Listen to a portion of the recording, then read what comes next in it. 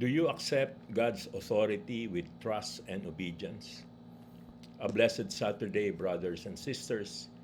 This is our reflection question for today. Holy Spirit, make my heart open to the Word of God. Make my heart open to goodness. Make my heart open to the beauty of God every day. Amen. Saint Joan of Arc, also known as the Maid of Orleans, was a French peasant girl who, at 13, began experiencing intense spiritual visions and hearing the voice of Saint Michael, Saint Margaret, and Saint Catherine. Her life exemplified a unique blend of deep contemplation and courageous, unwavering service. Growing up in rural France, Joanne was deeply immersed in the popular piety of her time, which was strongly centered around the names of Jesus and Mary. Clad in armor, she led the French army to victory against the English during the Hundred Years' War, paving the way for the coronation of King Charles VII. In 1430, the Burgundian forces captured her and sold her to the English. She was subjected to a politically motivated trial, resulting in her execution. At roughly 19 years old, she was burned at the stake in Rouen on May 30, 1431. During her trial, when ecclesiastical judges sought to trap her regarding whether she was in God's grace, she masterfully replied, "If I am not, may God bring me to do it. And if I am, may God keep me in it." 25 years later, during a posthumous trial in 1456, she was officially declared innocent.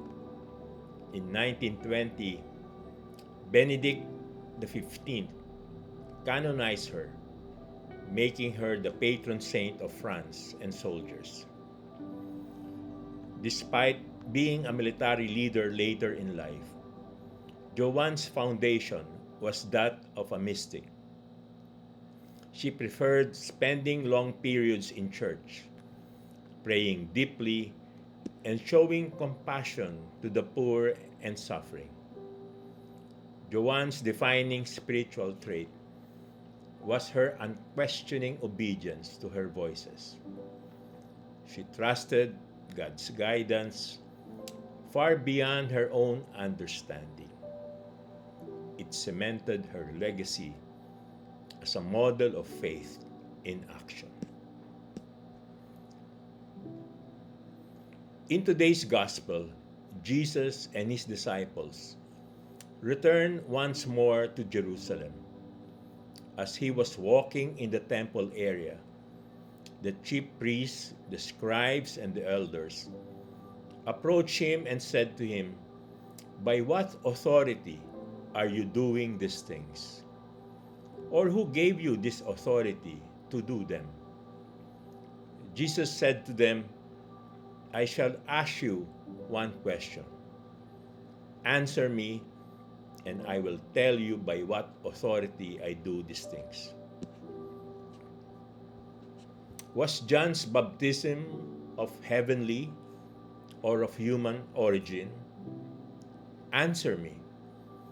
They discussed this among themselves and said, "If we say of heavenly origin," he will say, "then why did you not believe him? But shall we say of human origin?" They feared the crowd, for they all thought John really was a prophet. So they said to Jesus in reply, "We do not know." Then Jesus said to them, "Neither shall I tell you by what authority I do these things." Today's gospel recounts how the religious leaders challenged Jesus' authority to cleanse the temple. The chief priests, scribes, and elders didn't inquire about Jesus' authority to learn the truth. Their questioning was fueled by envy, a desire to maintain their own power, and a fear of losing control over the people. When Jesus cornered them with a question about John the Baptist's ministry, they chose to play it safe and say, "We do not know," rather than risk the crowd's anger or admit the truth. The leader's questioning wasn't born of a genuine desire to learn the truth, but of a desire to trap and discredit Jesus. This warns us against approaching God with a closed mind or testing Him with impure motives. Jesus responds to their hostility not with anger, but with divine wisdom. Jesus invites us to bring our doubts and questions to Him in prayer with a humble, honest heart. Let us pray. In the name of the Father, and of the Son, and of the Holy Spirit. Amen.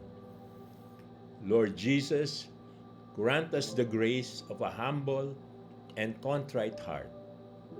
Help us lay down our own pride and submit to your authority, which is rooted in love rather than domination. Give us the courage to stand for your truth, even when it challenges the expectations of the world. Jesus, King of mercy, we trust in you. In the name of the Father, and of the Son, and of the Holy Spirit. Amen. God bless your families, brothers and sisters. God bless our Catholic Church and Couples for Christ.